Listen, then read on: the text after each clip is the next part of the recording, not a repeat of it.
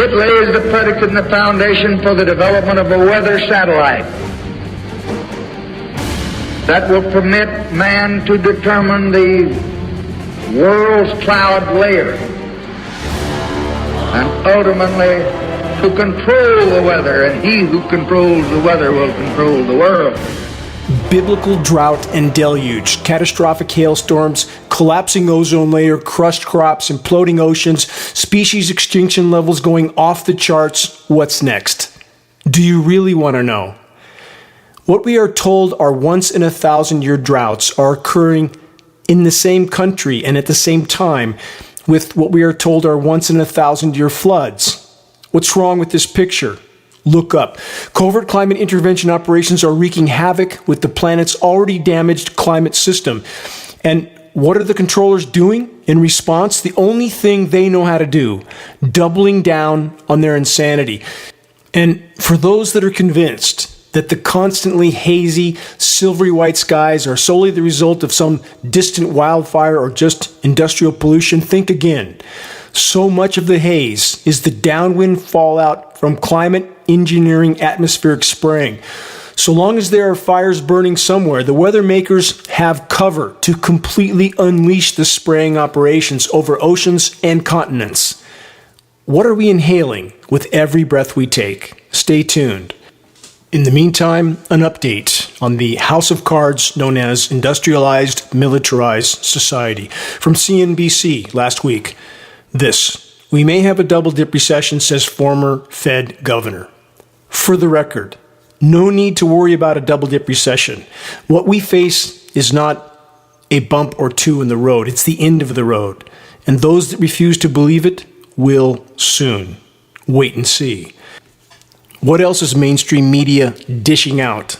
Last week on Fox News, a cast of paid puppet clown commentators sat around on couches making jokes about the planet's collapsing life support systems while they're at the same time pushing for more drilling so that we can burn every last drop of carbon fuel until there's nothing left. On CNBC and CNN, another cast of the delusional and insane ranted on and on about how so-called green energy is going to save us from ourselves. How's that going so far? View the documentary Planet of the Humans to find out. And all the while, drought, deluge, cataclysms, the hallmark of climate intervention operations, continue to wreak havoc on populations and environments all over the world, with the whole of the so-called climate science community pretending it's not happening, with every official source and every so-called elected official pretending it's not happening. In regard to the continued cutting off of precipitation into the western U.S., courtesy of the climate engineering cabal, with 40 million about to run out of water, and with Las Vegas having spent $1.5 billion boring a tunnel under Lake Mead to drain out the last drop, consider this new headline from Bloomberg. Drought drives Las Vegas to cap size of home swimming pools. Wow, what an incredible solution. I wonder how many so-called scientists it took to come up with that one. No more Olympic-sized swimming pools. That should magically save the day. We live in a planetary asylum, not a metaphor, a reality. Biosphere collapse is the bottom line, the gaping hole in the bottom of the ship that almost none are willing to face. Next, breaking headlines on the bottom line of biosphere collapse. All of it being further fueled by the global climate intervention assault. Stay tuned. You're listening to the weekly Bad News broadcast, the Global Alert News Hour. The end of the world as we know it broadcast, commercial-free, non-political, and covering the most dire and immediate threats we collectively face. This broadcast is brought to you by Geoengineeringwatch.org and is now aired on numerous AM and FM stations in numerous regions throughout the U.S. This is Dane Wigington, your host of the Bad News broadcast. Please check the homepage of Geoengineeringwatch.org for our YouTube channel versions of this broadcast. We hope you'll subscribe to our YouTube channel, click the bell to get notifications for our new videos.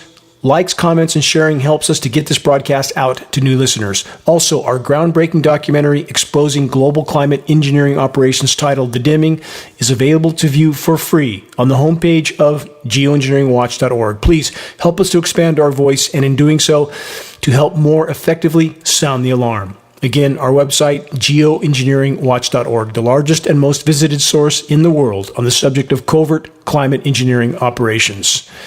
Moving on. What about this headline from last week? 60 House lawmakers urge Biden to declare national climate emergency. Smoke and mirrors, mass distraction, nothing more. Question, is it even remotely rational to doubt that the military-industrial complex is already using weather as a weapon and has been for decades? In fact, over 75 years. Consider this recent headline from defense.gov. Here it is. Defense Secretary calls climate change an existential threat. From that report, the U.S. Defense Secretary stated, quote, climate change is making the world more unsafe and we need to act, end quote. The U.S. Defense Secretary then went on to say this: the climate crisis is a profoundly destabilizing force for the world.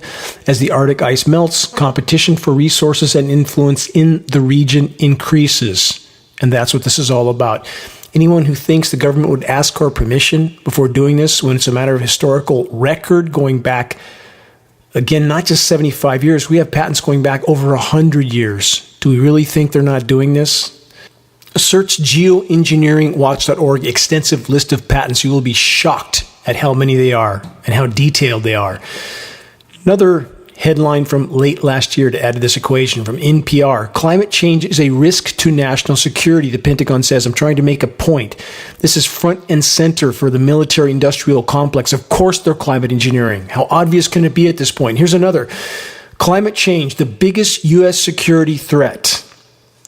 With all this in mind, these recent three headline examples, let's stand back and consider the wider historical horizon. Well over a half century ago, the U.S. military was so successful at creating climate chaos in Vietnam, Project Popeye, that weather warfare was banned by international treaty shortly after the Vietnam conflict. Not that the criminal cabals masquerading as our government care about international law, but consider that the U.S. military juggernaut could create drought and deluge chaos way back then. But we're to believe they can't do it now, with over a half century of technological advancement? Or are we to think that those who actually control the military would never wage war on their own citizens? Are the controllers who own the U.S. military from top to bottom, are they even connected to any particular country? No.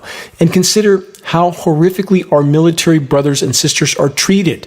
Cannon fodder for every imaginable experiment.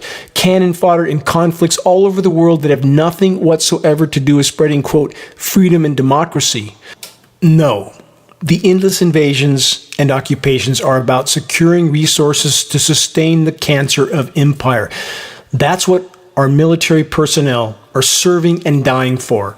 And that fact needs to be faced, along with the fact that U.S. military climate intervention operations are wreaking havoc on populations and exposing them to a plethora of toxic airborne elements. More on that in a moment.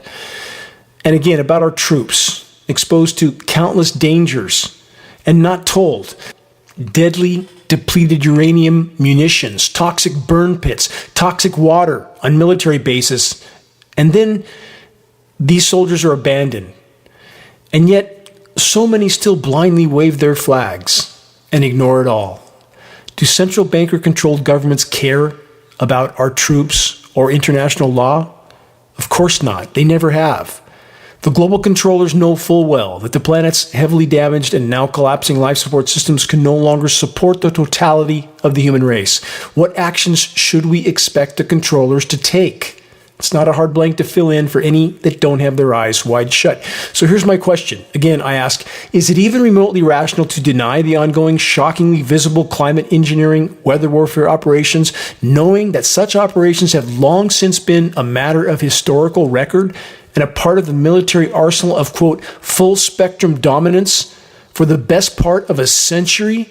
Is it rational to deny that power centers around the world would covertly cooperate with climate intervention operations under the guise of saving humanity from itself by mitigating global warming, when in fact climate engineering is further fueling the planetary meltdown, not mitigating it? Governments around the world are actively or passively participating in covert weather warfare, in population control, and ultimately reduction. What else can it be called? On that note of good cheer, Let's add this headline from last week. Quote, we're not going to make it to 2050. The report states the age of extinction is dawning by the day, and we're doing too little, too late to stop it. How did it get so bad? How can so many be so willing to participate in their own near-term demise? And for the record, no, we're not going to make it to 2050 or 2040 or 2030 and possibly even 2025, not without our entire reality being turned completely upside down. Too many factors are already too far past the breaking point. But does that mean we don't try? Of course not. If we can salvage any part of the Earth's remaining life support systems, we are obligated to try. It's not an option. It's an absolute obligation. And collectively, we could yet make a difference. And we will never know how much of a difference until we try. How did it get so bad? How can so many be so willing to participate in their own near-term demise? Consider this headline from last week. World Economic Forum's, quote, young global leaders revealed. Consider that this is how the cancer spreads itself, by sowing its own seeds in every conceivable corner of industrialized, militarized civilization. Stay tuned for more on this subject. But let's add this headline. Dutch government conspiring with World Economic Forum to usher in, quote, Great Reset. Should that come as any surprise at all? I think not. From this report, a member of the Dutch House of Representatives filed a Freedom of Information Act request for documents that tie the Dutch government to the World Economic Forum and its infamous Great Reset agenda. But consider that all such agendas will soon be moot as the entire ship goes under, i.e., planet Earth. On that note, from usatoday.com last week, climate change exposes growing gap between whether we've planned for and what's coming. Let's translate that. Biosphere collapse has beat the controllers to the intersection. Climate engineering, aka weather warfare, is further fueling the process. Next headline. U.S. crops and cattle herds at risk due to, quote, intense heat and dry conditions, end quote. The report then states extreme weather is responsible for failing crops all throughout the Southwest and Midwest, and at the worst possible time for an already fragile and failing food system. A lack of rainfall, coupled with very hot days, is killing off corn and soy crops in places like Tennessee, Texas, Kansas, and Oklahoma. Those crops feed not only humans, but also animals, which spells feed shortages in the future. For the record, climate engineering operations are inseparable from this equation, not opinion. Satellite imagery and lab test proven fact. Next headline, same theme. Food collapse and labor shortages affecting restaurants all over the country.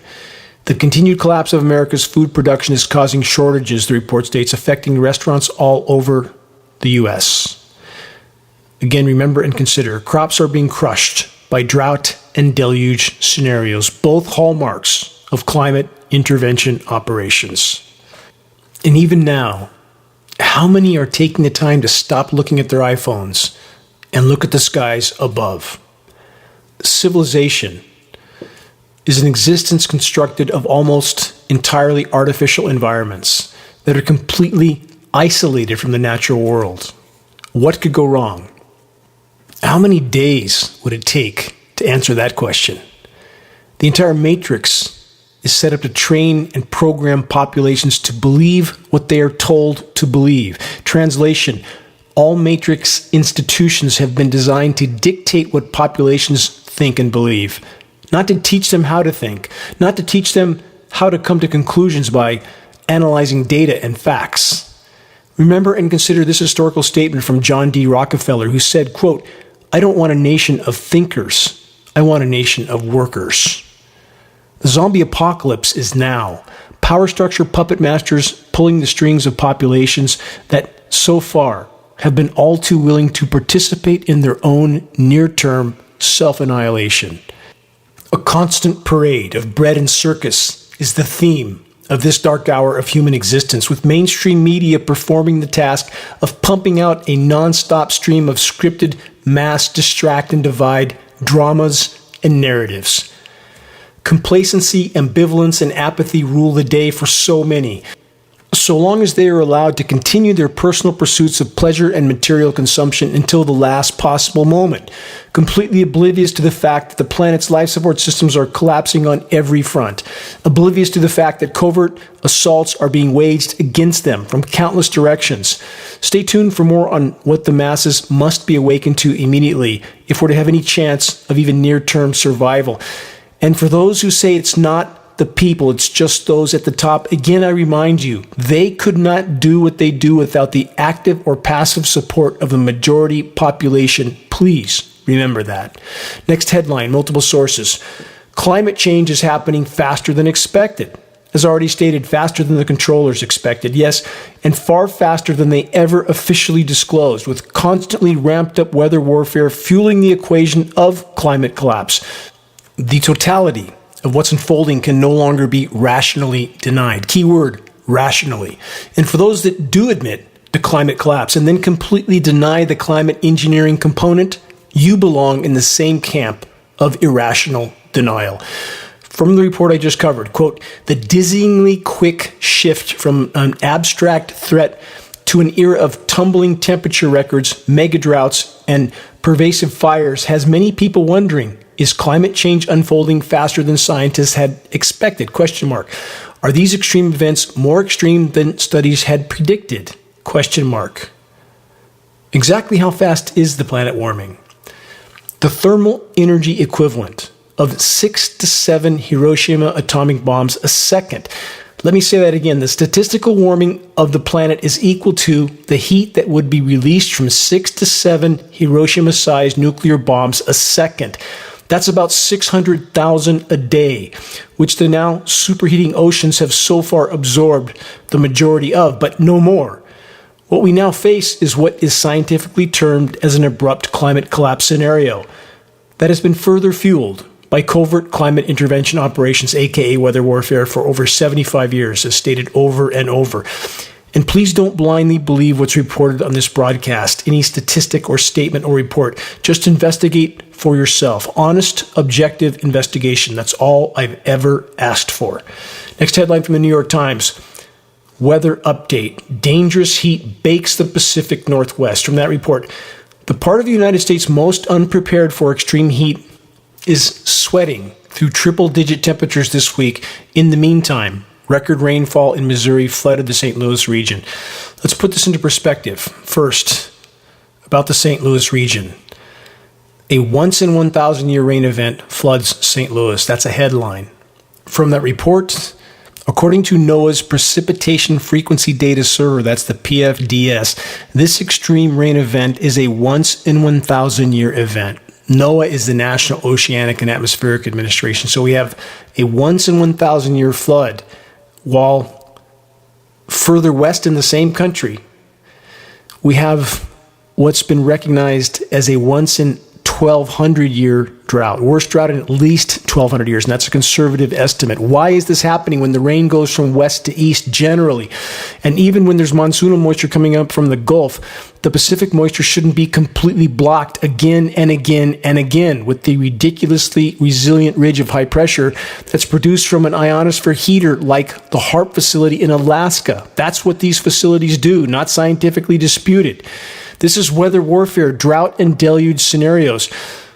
So with no rain, why are our skies so often in the West filled with filth? And no, it's not just some far-off wildfire. How toxic is our air? Do you really want to know?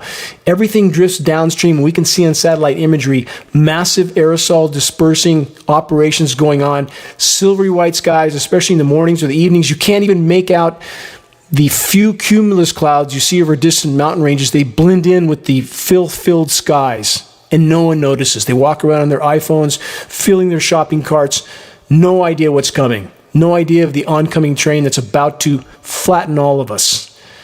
About that toxic air, this report from last week, unraveling the interconnections between air pollutants and climate change. Listen carefully. Read between the lines from the report. Aerosols, also known as particulate matter or PM, are a mix of suspended liquid and solid particles in the air with distinctive chemical compositions.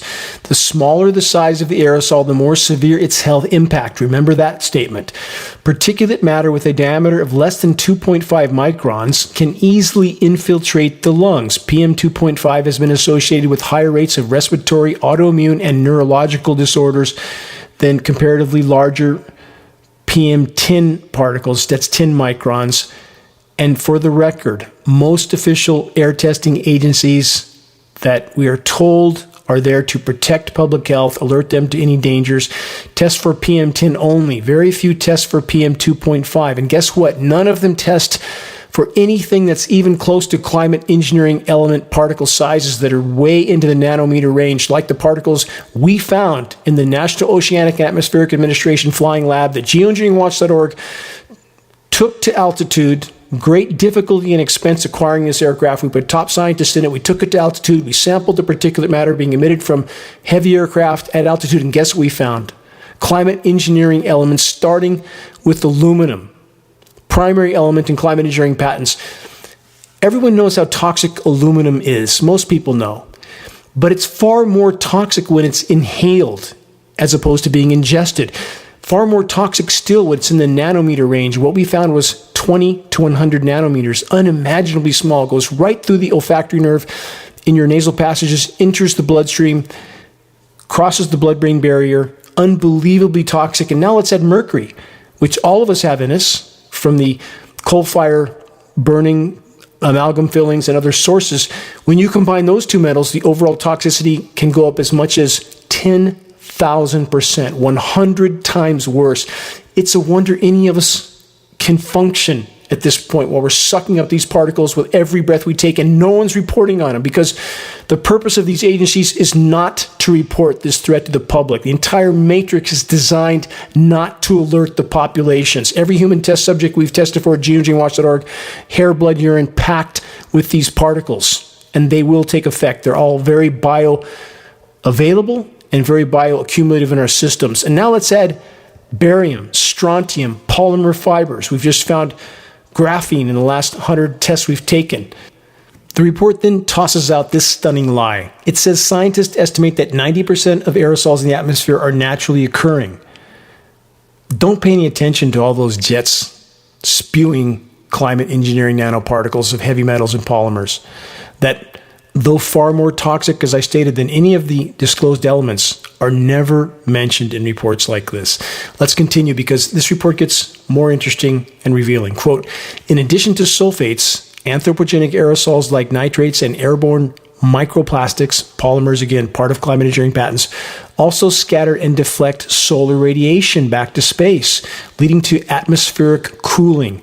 Certain forms of organic carbon could also have a net cooling influence by scattering sunlight away from Earth's surface. Wow, that sounds just like the exact goal of climate engineering solar radiation management operations, doesn't it? What a coincidence.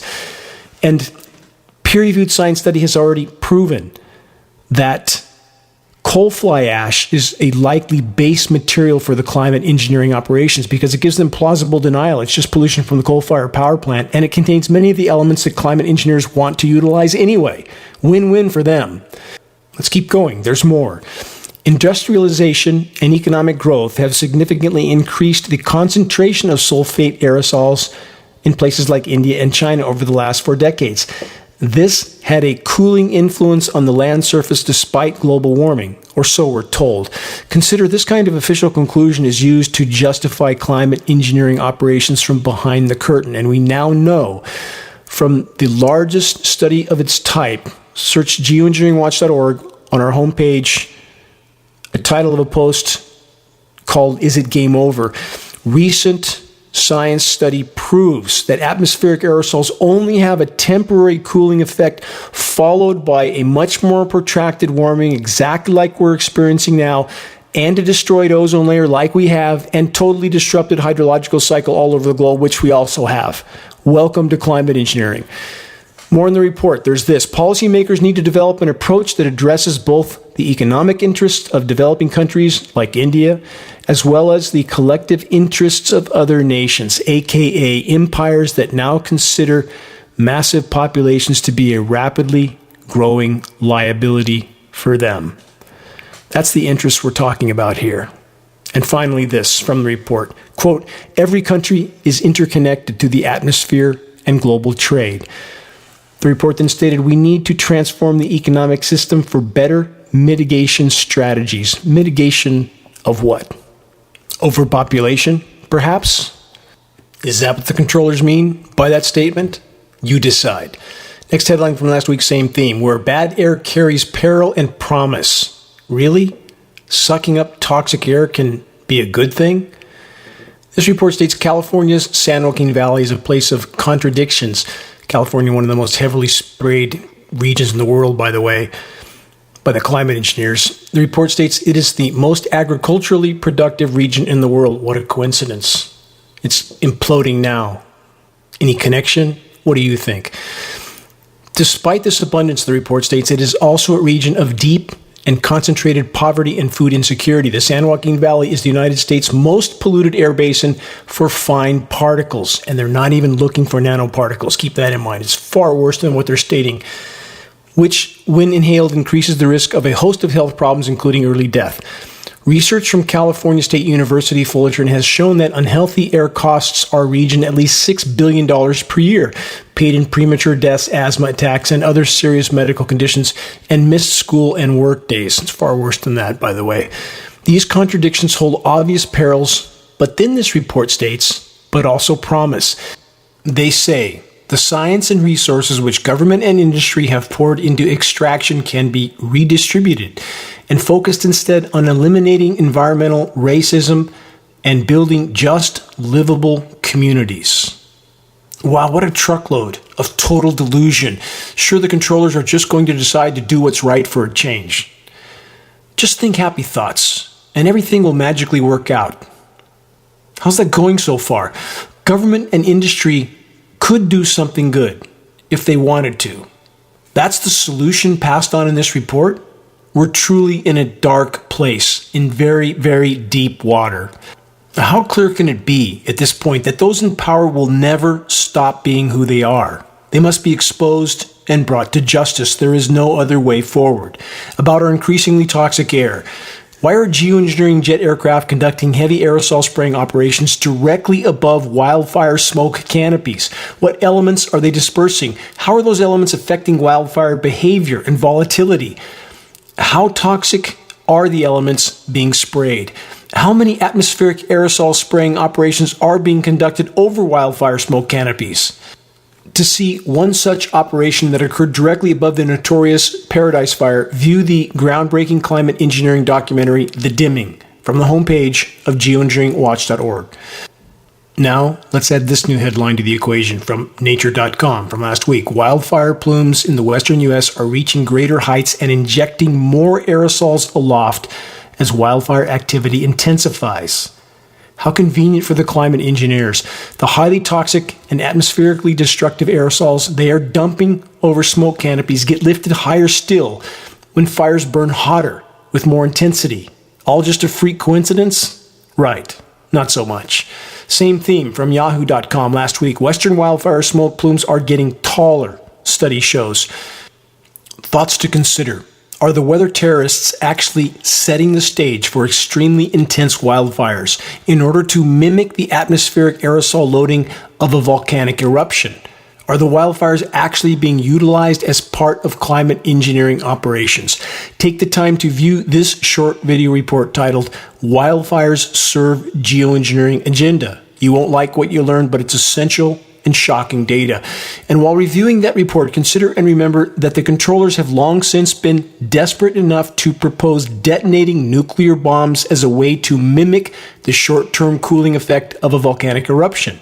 In my last broadcast, I covered a U.S. patent for the exact purpose, detonating a nuclear bomb to provide temporary cooling for a runaway greenhouse scenario, which we're already in. Any that don't believe the same criminally insane controllers would incinerate forests for the same purpose as a form of climate engineering that mimics volcanic eruptions needs to recheck their reality. Of course they would. They detonated 2,400 nuclear bombs on the planet. They detonated bombs in the magnetosphere, hydrogen bombs, which are still reverberating damage today from those detonations. For those that don't know, a smoke particle-filled atmosphere does temporarily block the sun and thus provides temporary cooling. Very temporary, and at the cost of incinerating Earth's last remaining life support systems, aka our forests. With all that in mind, now let's add this puzzle piece to the headline from last week. Forest fires are burning in Greece, Italy, France, Spain, Portugal, also in Germany, the Czech Republic. Forest fires are rapidly spreading across Europe. A devastating forest fire in the Bohemian Switzerland National Park is also out of control. The fire is spreading east towards Saxony. European wildfires are already 400% higher this year than the so-called historical norms, which in fact are already far higher than the true historical averages. And let's not forget, Alaska and Siberia are incinerating. Western North America is likely staged for another round of burn downs. The source of ignition on any of these fires is another subject completely. What matters most is that the climate intervention operations are setting the stage for these incinerations, which will provide a temporary and highly toxic sun dimming effect, i.e. dimming the sun. The Dimming Documentary. Connect the dots. Again, please search and view this title, Wildfires Serve Geoengineering Agenda, or better yet, take the time to review the entire Engineering Wildfire section on the homepage of geoengineeringwatch.org and the Engineering Drought section. And even with all the drought and wildfires, climate engineering chemical ice nucleation operations continue. Parts of Colorado just got hit with 1 to 2 feet of hail. Imagine that. Check the Engineering Winter section at geoengineeringwatch.org if you want to know more about chemical ice nucleation operations. The photos in some of those reports will absolutely shock you. It sounds bad, doesn't it? That's only because it is. Why aren't we being told? Because the Matrix media is bought, sold, and paid for. Here's a case in point. The Weather Channel claims to be the most trusted source for weather news. Think the Weather Channel will ever admit to climate engineering? In fact, their job is to cover it up. Email their staff a link to the Dimming Documentary. Time to hold the professional liars to account. You're listening to the weekly installment of Global Alert News, the Bad News Broadcast, installment number 364, July 30th, 2022. This is Dane Wigington, your host. Global Alert News is brought to you by geoengineeringwatch.org, the largest and most visited website in the world on the subject of climate intervention operations known as geoengineering. The commercial-free, non-political Global Alert News Hour is now broadcast on AM and FM stations in Florida, Texas, 2 stations in San Francisco, also Sacramento, San Diego, 2 Colorado stations, including Denver, Portland, Phoenix, Santa Cruz, Tucson, Arizona, San Bernardino, California, Las Vegas, Washington State, Alabama, New York State, and more to come, if all goes as planned.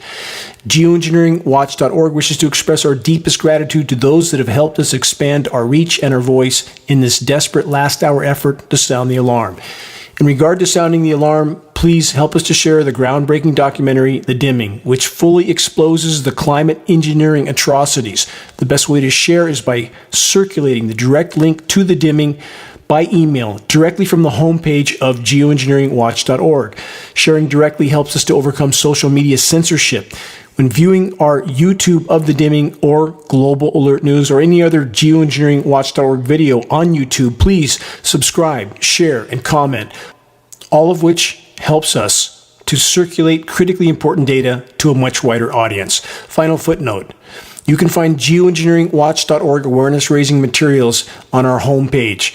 Our only goal, to provide activists what they need to move this fight forward. There are very high-quality printed materials and just added climate engineering conversation starters, our new geoengineeringwatch.org t-shirts, scannable business cards, and bumper stickers. All effective tools to help strike up a conversation on the climate engineering issue. Doing so is the first and most important step toward getting the as of yet uninformed to start looking up. Waking the masses to the climate engineering onslaught is the great imperative. If we can expose it, we have a chance of stopping it from the inside out as we awaken our military brothers and sisters to to what they are participating in, i.e., their own demise and ours. Remember all that I covered before the announcement, starting with wildfires serve geoengineering agenda. Let's add this new report from last week from MSN.com. Quote, some climate change experts call for us to, quote, dim the sun. Week after week, more and more articles are coming out still pretending that this isn't already going on. From this report, some climate change experts have an idea to slow global warming. An idea, they say, that sounds like it could have come straight from a science fiction movie. A group of scientists are currently exploring solar geoengineering technology to stop temperatures rising. Put simply, the report states they're looking to, quote, dim the sun. Where have I heard that before? They say the strategy being explored is known as stratospheric aerosol injection, or SAI, involving spraying chemicals from aircraft into the atmosphere to reflect away some of the sun's warmth, like how a volcanic eruption darkens the sky. Again, wow. Where have I heard that before? Straight from a science fiction movie? No. More correctly, happening directly over our heads, and so stunningly blatant that any but the clinically blind can bear witness to it, unless, of course, they have their eyes wide shut. Here's one of the excerpts from the Dimming the Sun so-called science report. Quote, solar geoengineering carries other threats as well, including potential shifts in rainfall patterns that could impact global hunger or uncontrollable temperature rise. And let's add this. We all get to inhale the toxic fallout. Again, aluminum, barium, strontium, manganese, polymer fibers, and now we know, again from our last 100 tests, graphene. Everything they describe already happening. They forgot the collapsing ozone layer also happening. Also a direct result of climate intervention operations. Please, we need all the help we can get with posting a link to the dimming documentary under any and every report like the one I just covered. The so-called scientists that put out reports like this, like that which I just covered, need to be held accountable legally and morally. Moving on, more unprecedented wildfires are scheduled. What a surprise, from the San Francisco Chronicle.com. California's wildfire season is here, but experts say, the paid kind, that different, potentially more destructive fires lie ahead. Again, the hotter they burn, the higher their particulates go, the more they serve the climate engineering agenda. Keep that in mind. The more they stay elevated in the atmosphere, the further around the globe they circulate. This report states the relative calm that had marked California's early wildfire season ended with the explosion of the Oak Fire in Mariposa County. Hot gusts of air engorged gray pyrocumulus clouds that spewed ash. Fire behavior, they say, is mainly driven by hot temperatures, dry air with low humidity, and the article states a buildup of parched vegetation from months without significant rain. No, not months, years and years of drought. They say forests are just packed with dead fuels, which is true. Downed trees, dead trees, logs, branches, laying on the ground, waiting to burn. More than any other ingredient, the report says wind drives intense and dangerous fire behavior. Let's stop there. What's fueling wildfires more than any other factor by far, for many reasons, is climate intervention operations. That is not to deny the damage we have done to the planet, not at all. But unless or until the so-called climate science community, so-called elected officials, so-called government public protection agencies, unless or until they start telling the truth, those in control will continue to wreak havoc on populations and the environment till they achieve total control of what's left of the planet. Geoengineeringwatch.org has been stating on the record for 15 years that this is exactly what would happen. We put our first full-page ad in Northern California newspapers in 2008 describing exactly what has happened. We weren't looking into a crystal ball. We were looking at data that official agencies, so-called elected officials, so-called public protection agencies all patently ignored. Why? Because their paychecks, pensions, and public status depend on them ignoring that data and doing whatever they're told by those in power. Let's rewind to this headline from a year ago. Pacific Northwest heat wave shatters former high temperature records. Now, let's fast forward to last week from USA Today. Pacific Northwest heat wave shatters temperature records with temperatures up to 110 degrees in Oregon and Washington. Just like clockwork, just like it was scheduled. Was it scheduled? What do you think? Let's add this to the equation from the Washington Post last week. Record high temperatures bake Northwest while even larger heat wave looms. Seems they know what's coming. Consider that Raytheon and Lockheed Martin do all the, quote, weather modeling for the National Weather Service and NOAA, the nation's weathermen. Why do our weathermen need to have private defense contractors tell them what the weather's going to be? Because those same private defense contractors are involved with the primary climate engineering entities, Lockheed Martin, Raytheon, too. So they have to pass down the script so that the narrative all fits together. How clear is that? Federal gag orders on the National Weather Service and NOAA, the nation's weathermen. Why aren't they allowed to talk? Why do you think? Let's move on to more of what's happening around the world. This one from CNN. Quote, it's so hot, roads are buckling. They're putting foil on a bridge and roofs are melting around the world. The report then states the deadly heat waves of the last week have sparked strange infrastructural events around the world as millions endure searing temperatures that are still on the rise. Understand, there's no magic thermostat that keeps the planet at a certain limit. It just keeps going. Once you trigger positive feedback loops, and positive doesn't mean good in this case, it means they feed on themselves. There's likely 50 or more of these feedback loops in effect right now. We are on a runaway train of abrupt climate collapse, total planetary incineration, and climate intervention operations, aka weather warfare, which is what it's about. It's about power and control. That's what's happening in our skies. There's nothing benevolent about it. It is completely disabling the planet's life support systems. If it is not stopped, if the planet's not allowed to respond on its own to the damage already done, we have no chance, statistically and mathematically, no chance for even near-term survival. Don't believe that conclusion? Good. I've never asked anyone to blindly believe anything I've reported on this broadcast. What I'm asking for is honest investigation. More headlines from last week. Catastrophic flooding turns deadly, leaves Kentucky towns underwater. Again, that's the once in 1,000 year flood, while we have once in 1,000 year plus droughts happening just a bit further west.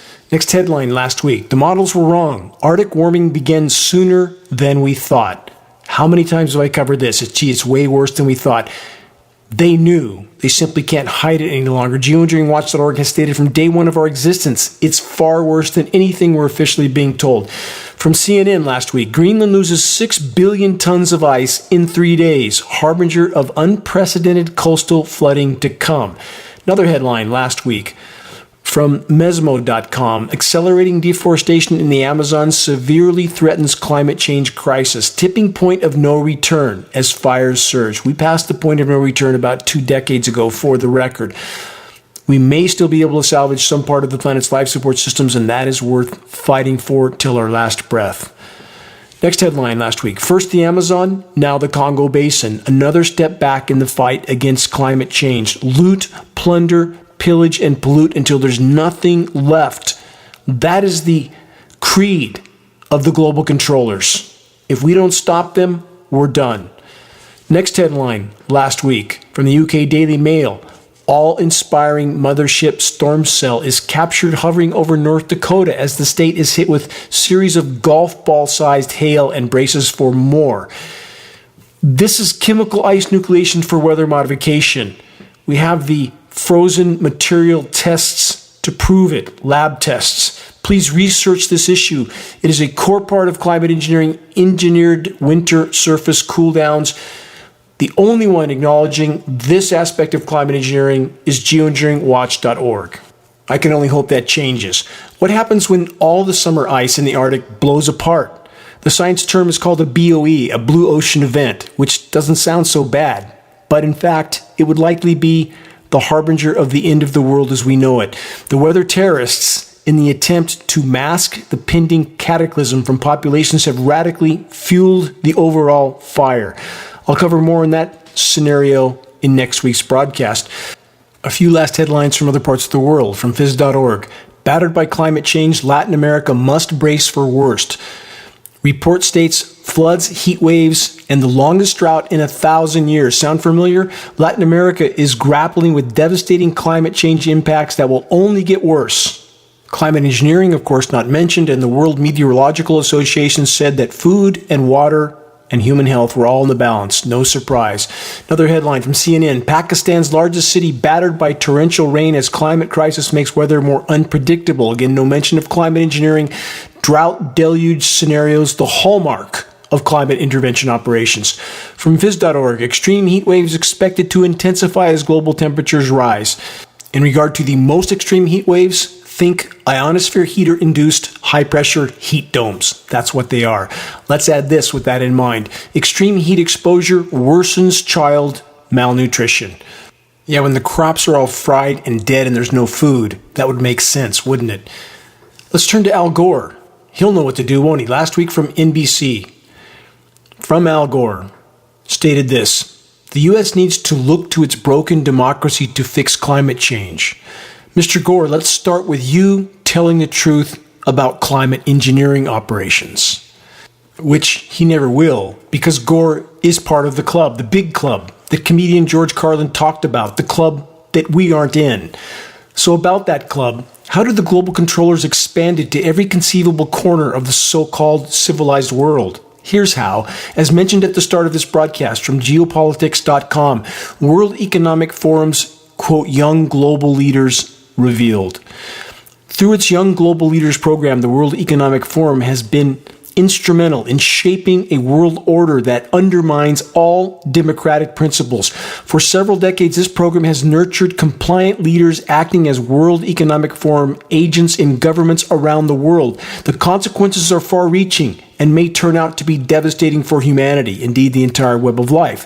In 1992, Klaus Schwab and the World Economic Forum launched a program initially called Global Leaders of Tomorrow. In 2004, this program was turned into the, quote, Forum for Young Global Leaders, a 5-year program of indoctrination into the World Economic Forum's principles and goals. The aim was and is to find suitable future leaders for the emerging global society. Since its inception, the program has included politicians, business leaders, royalty, journalists, performers, and other cultural influencers who have excelled in their fields but have not yet turned 40 years of age. It has since grown into an extensive global network of dedicated leaders with enormous resources and influence, again, all the money they can print, all working to implement the technocratic plans of the World Economic Forum, i.e. the global elite. The ultimate consequences of both public-private partnerships and these targeted areas is the creation of a largely tyrannical social contract in which the individual has become subordinated to these powerful interests. This means that the democratic principles and division of power have largely been completely undermined and instead replaced by a new global class that shapes our common future based on their interests, not ours. This in turn has led to a de facto privatization of both national governments and international organizations, where lobbyists no longer are kept in the lobby but have moved into the seat of power, shaping policies directly affecting our lives. This plan, their plan, won't succeed. Unfolding ecological collapse, further fueled by weather warfare operations, has beat the power structure to the intersection. Awareness is spreading like a wildfire, and the panic of the elite increases as their narrative crumbles and people become more and more immune to the propaganda.